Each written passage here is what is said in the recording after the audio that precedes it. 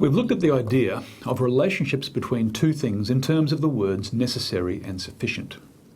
We saw the difference between what it means to say that something is either necessary or sufficient for something else. But what could it mean to say that something is both necessary and sufficient for something else? Well, it turns out this is quite an easy one. If I said that event A is necessary and sufficient for event B, what I mean is that whenever you get A, you'll get B. But also, whenever you get B, you'll get A. You can't have one without the other, and whenever you have one, you'll have the other. Here's an interesting way of considering this. Some people say that a human brain is a necessary and sufficient condition for a mind.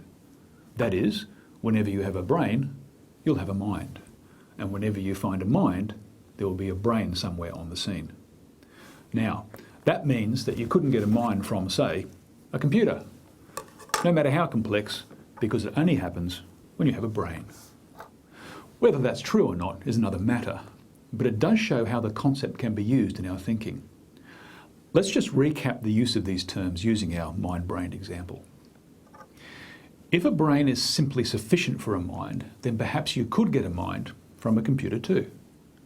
If a brain is necessary for a mind, then whenever you find a mind, you'll always find a brain. But you might find a brain without a mind. If a brain is necessary and sufficient for a mind, then whenever you see one, you'll see the other. It takes a bit of playing to be comfortable using these terms, but it's an important part of being able to get our thinking clear.